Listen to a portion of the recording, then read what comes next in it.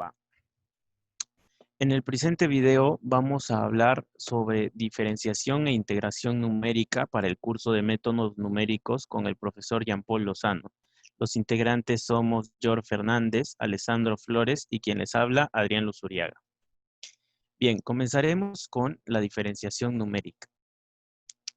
La derivada de una función es muy importante para hallar cambios instantáneos, ¿no? Por ejemplo, cuando tenemos una función de posición, al hallar el cambio instantáneo en la función de posición, podemos hallar la velocidad instantánea. Y si tenemos la función de velocidad, podemos hallar la aceleración instantánea. Para esto nos sirven las derivadas.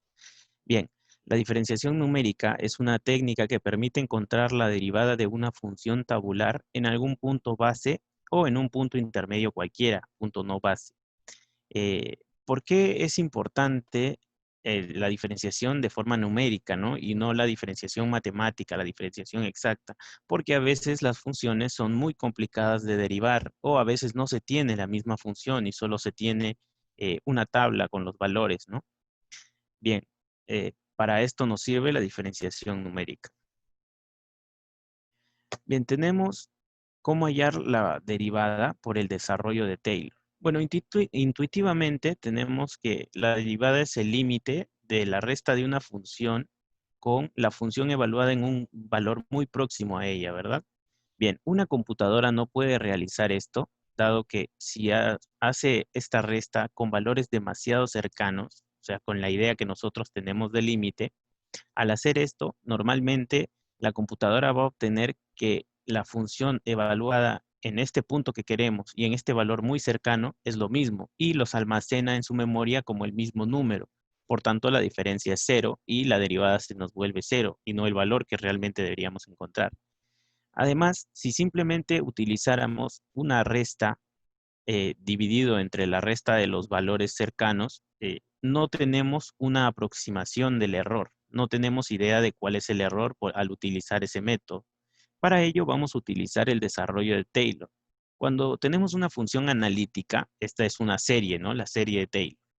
Bien, el desarrollo de Taylor nos dice que podemos encontrar el valor de una función en cualquier punto cuando tomamos una función evaluada en un punto fijo y le sumamos la primera derivada de ese valor entre 1 factorial multiplicado por la diferencia del valor que queremos hallar menos este valor fijo, más la segunda derivada en el valor fijo dividido entre 2 factorial multiplicado por el valor que queremos hallar menos este valor fijo elevado al cuadrado, y así sucesivamente para la tercera derivada sobre 3 factorial, la cuarta sobre 4 factorial, ¿no? Y así infinitamente, es una serie, por eso les digo. Bien, reemplazando x por un x sub j y despejando, vamos a obtener que la primera derivada de este f de x sub i es igual a el f de x sub j menos el f de x sub i sobre x sub j menos x sub i, que era la idea que ya teníamos inicialmente de la derivada, más un o del valor absoluto de x menos x sub i, donde este o evaluado en el valor absoluto de x menos x sub i es el error cometido por truncar el desarrollo de Taylor. Bien, como ejemplo tenemos la función e elevado a la x medios. La primera derivada de esta función es e elevado a la x medios sobre 2. Vamos a analizar esta función en el punto 3. Sería e a la 3 medios, e a la 1.5, que es el valor de 4.48168907. Y su primera derivada vale 2.24084453.5. Bien, según nuestra fórmula, lo que tenemos que hacer es reemplazar en puntos cercanos a este x igual a 3. Vamos a tomar x sub j igual a 2. La diferencia entre x sub i y x sub j es 1. Bien, reemplazando tendríamos f de 2 menos f de 3 entre 2 menos 3. El valor que obtenemos es de 1.763407242 para un x sub j igual a 4. Reemplazando obtenemos un valor de la primera derivada de 2.907367.029 para un valor de x sub j de 2.9, o sea, un más cercano a este 3, hacemos menor el h, el x menos x sub i, el valor de la derivada nos sale más cercano todavía. 2.18574555.2. Y para un 3.1, 2.29781112.3. Bien, ahora vamos a hacer un análisis del error. La primera derivada, ya hemos visto, es esa función y teníamos un O evaluado en un valor absoluto de x menos h, ¿no? Ahora, se puede demostrar que esa función del error está definida de la manera que pueden ver ahí, que es h medios de la segunda derivada evaluado en un z, donde z es un valor que se encuentra entre x sub j y x sub i. Para la misma función, tenemos que la segunda derivada es e elevado a la x medio sobre 4. El valor de la segunda derivada en 3, que es el punto que estábamos analizando, es 1.12042226.8. Según nuestra función, la primera derivada nos salía 2.18574555.2 y el valor real, calculado matemáticamente, es 2.24084453.5. Entonces tendríamos que el error absoluto es el valor absoluto de la diferencia de estos dos números, del valor aproximado y del valor real. Nuestro error sería 0.05509898.3. Ahora vamos a analizar el error. Nuestro O evaluado en H es igual al valor absoluto de H medios de la segunda derivada, ¿no? Evaluado en un punto Z. La segunda derivada ya vimos que es E a la X medio sobre 4. Ahora vamos a analizar este E a la X medio sobre 4. Como E a la X medios es una función creciente, entonces el mayor valor de este E elevado a la Z medios es cuando E vale 3, porque el intervalo que estamos tomando es de 2.9 a 3. Bien, entonces valor absoluto de H medios de E elevado a la Z medios sobre 4 tiene que ser menor o igual que el valor absoluto de H medios multiplicado por E a la 3 medios sobre 4, números que ya habíamos hallado, ¿no? El H, como sabemos, es el paso, sería la diferencia entre el valor mínimo y el valor máximo del intervalo. Sería 3 menos 2.9, 0.1, dividido entre 2, 0.05. Por el valor que ya, como les digo, ya hemos encontrado, que es 1.12052226.8. Entonces, nuestra cota para el error nos sale 0.0560211134. Como hemos visto, el error que hemos encontrado era 0.05509898.3 y nuestra cota de error es, como se intuye, mayor que el error que encontramos. Entonces, nuestro error es menor que la cota de error. Bien, para 3 puntos, hacemos el desarrollo de Taylor para 2 puntos distintos, llámese un x sub a y un x sub b. Vamos a despejar la primera derivada del desarrollo de Taylor para cada uno de estos casos. La primera derivada en el primero va a depender del x sub a y en el segundo va a depender del x sub b. Pero hay algo que nos molesta. ¿Qué nos molesta aquí? La segunda derivada. La segunda derivada introduce un error muy grande. Entonces lo que tenemos que hacer es eliminarla. ¿Cómo la vamos a eliminar? La eliminamos multiplicando a la primera ecuación que le hemos llamado 1 por x sub b menos x sub i. Y a la segunda ecuación la multiplicamos por x sub a menos x sub i. Y restando estas ecuaciones para eliminar la segunda derivada, vamos a obtener la expresión que pueden ver ahí. La primera derivada en x sub i es igual a x sub b menos x sub i entre x sub a menos x sub i. Todo esto multiplicado por f evaluado en x sub a menos f evaluado en x sub i. Más x sub a menos x sub i sobre x sub b menos x sub i, multiplicado todo esto por el f evaluado en x sub i menos el f evaluado en x sub b, dividido entre x sub b menos x sub a. Ahora, el error que tenemos depende del h al cuadrado, cosa que mientras que nosotros hagamos menor el paso, menor se hace nuestro error. El error se reduce más rápidamente que cuando el error depende solo de h. Bien, si los puntos son equiespaciados, tenemos la derivada centrada, se llama esto. Bien, la primera derivada entonces quedaría como un f de x sub i más h menos el f de x sub i menos h sobre 2 veces h. Y el error sigue siendo el mismo, dependiente del h al cuadrado. Para nuestro ejemplo de e a la x medios con x evaluado en 3, ya tenemos el valor de f de x. Vamos a hallarlo con un paso de 1. Con un paso de 1 quiere decir 1 más que 3 y 1 menos que 3. Entonces sería f de 4 menos f de 2 entre 2 veces este paso. Bien, la primera derivada en este caso nos sale 2.33538713.5 para el paso de 0.1, que quiere decir que vamos a tomar un valor de 3 más 0.1 y de 3 menos 0.1. En este caso es f de 3.1 menos f de 2.9 entre 2 por el paso 0.1. Ahora nuestro valor de la primera derivada es 2.24177833.7. Para un paso mucho más pequeño, 0.01 en este caso, haciendo el mismo análisis, la primera derivada nos sale 2.24085387.2. Como ya les había aclarado antes, como depende de h al cuadrado, el error se va haciendo más pequeño cada vez. Si nos damos cuenta, el valor real es 2.2408 y algo más. Y para un h 0.01 tenemos 2.2408 y algo más. Quiere decir que tenemos 4 decimales de precisión para un h de 0.01. Bien, ahora analizaremos la segunda derivada. La segunda derivada sale igualmente del desarrollo de Taylor, pero ahora lo que a nosotros nos molesta es la primera derivada, porque es la que va a introducir mucho error. Entonces, para eliminar esta primera derivada, igualmente vamos a multiplicar el desarrollo de Taylor de x sub a por un x sub b menos x sub i, y al desarrollo de Taylor en x sub b por un x sub a menos x sub i. Y vamos a restarlo para eliminar esta primera derivada.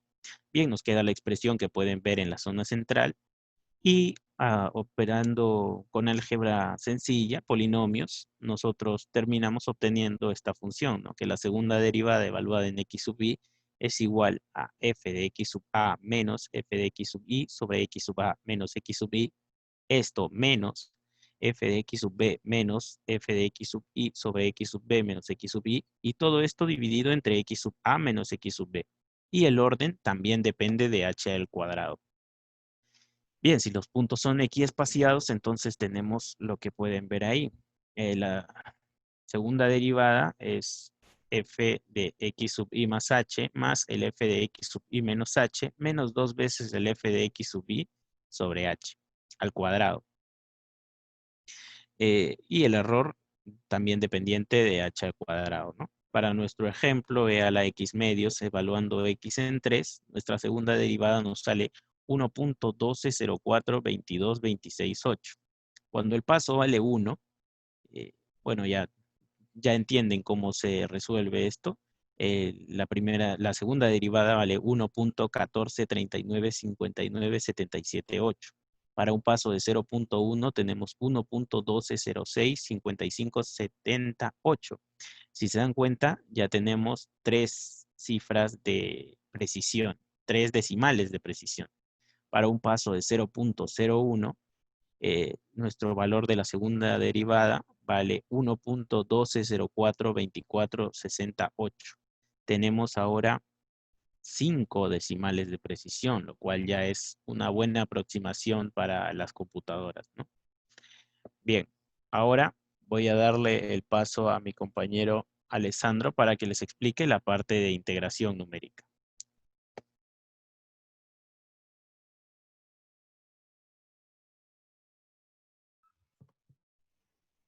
Ya, bueno, más para comenzar, yo voy a hacer la parte de integración numérica y para comenzar a hablar de este tema hay que definir, ¿no? Su definición, para qué nos va a ayudar la integración numérica.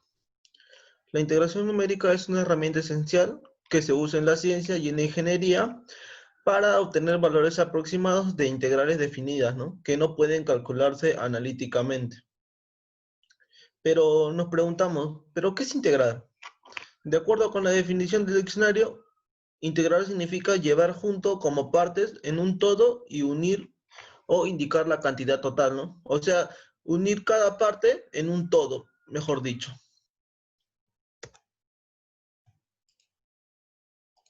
No sé si me podrías pasar porque, bueno, eh, matemáticamente la integración se representa por, bueno, en este caso lo hemos representado por la letra I, que va a estar igual a, a f de x por d de x en el intervalo de a a b en el cual se va a integrar, ¿no? Lo que he dicho quiere decir que se tiene para la integral de la función f de x con respecto a la variable independiente evaluada en los límites de x igual a a y x igual a b. Como sugiere la definición del diccionario, lo que acabamos de decir, el significado de la ecuación 1 es, mejor dicho, el valor total o sumatorio de f de x en el rango de a hacia b, ¿no? Eh, la integral de f de x representa sobre todo el área bajo la curva, ¿no? Como observamos, observe que la representación de la ecuación 1 en la figura 1 es también llamado la integración definida, ¿no? Bueno, ya he explicado qué es la integración. Nosotros nos vamos a centrar en los métodos de integración numérica que nos va a servir mucho, ¿no? Los métodos de integración numérica se dividen en fórmulas de integración de Newton-Cotes y integración de Romberg. Pero en este caso nosotros nos vamos a centrar en las fórmulas de Newton-Cotes, que está dividida en regla trapezoidal y en la regla de Simpson.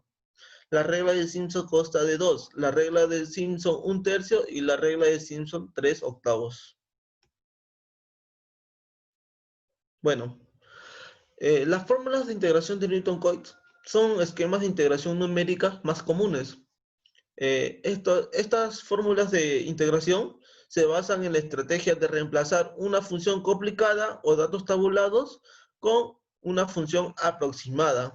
Sabemos que existen diversas funciones muy complicadas, el cual no se puede tabular, ¿no? O no se puede expresarlo, y este método nos va a servir mucho para aproximar en una función polinomial. En este caso vamos a ver que una función f de x la podemos representar como una función f sub n, el cual representa a la forma de un polinomio, ¿no? Donde n es el orden del polinomio. Acá vemos dos figuras, en el cual la figura 2 nos representa que se está usando el polinomio de primer orden, ¿no? De una línea recta como una aproximación. Mientras la figura 3, o sea, la figura de la derecha, se emplea una parábola para el mismo propósito. Hacer recordar que mientras más orden, o sea orden 1, orden 2, orden 3, mientras más se va alejando el orden, mientras más grande sea el orden, más se va aproximando la función, ¿no? Acá también vemos otra figura en la cual se usan tres segmentos de línea recta para aproximar una integral, ¿no? Como dijimos, pueden utilizar polinomios de orden superior para los mismos propósitos, el cual nos va a tender a ser más cercano la aproximación de la función, ¿no?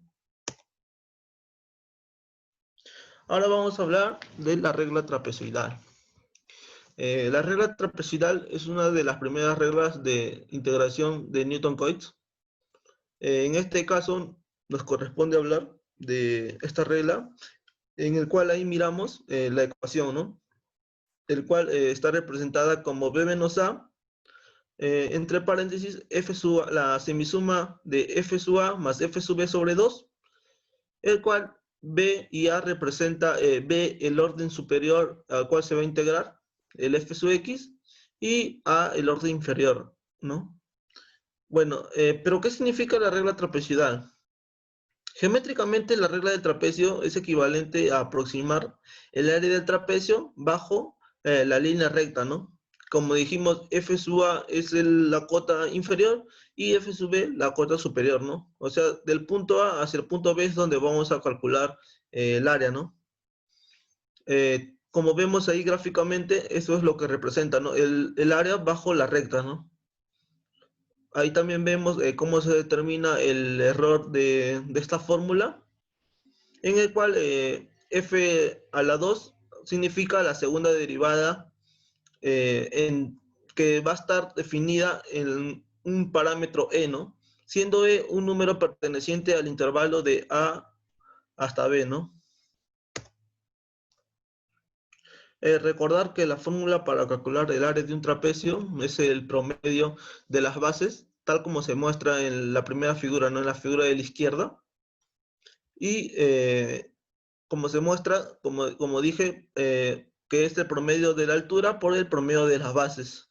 Y el de la figura 9, que también es en el mismo concepto, pero en este caso es un trapezoide, está sobre su lado, ¿no?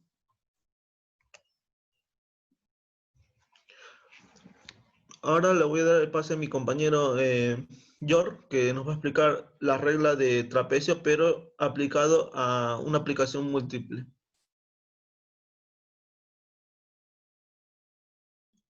Bien, como menciona mi compañero, vamos a explicar la regla de trapecio múltiple. Bueno, como podemos ver y como mencionó mi compañero en los casos anteriores, la regla de trapecio se puede ampliar si subdividimos al intervalo A, B en n subintervalos. Con eso vamos a poder calcular con mayor precisión los resultados que buscamos, ¿verdad? Pero al momento de nosotros hacer esos subintervalos vamos a tener una misma longitud para todos ellos y donde P sea una partición de toda esa subdivisión, ¿sí? Y usando la propiedad de las integrales, pues que las conocemos como están definidas y aplicando la regla del trapecio a cada una de las integrales, vamos a obtener, vamos a obtener acá justamente esta expresión donde dice, ya que los intervalos tienen una misma longitud, tenemos la siguiente expresión.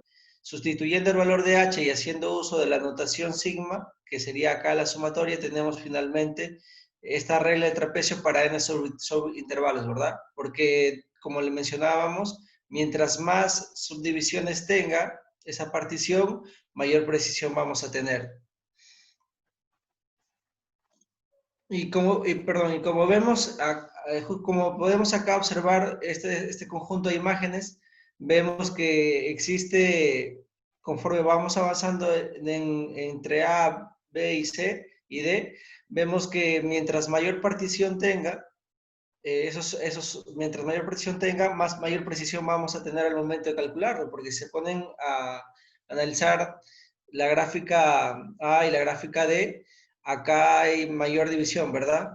Que acá en la gráfica D hay mayor división que la gráfica A, por lo tanto, pues si se dan cuenta, incluso podemos tener mayor precisión al momento de hacer los cálculos.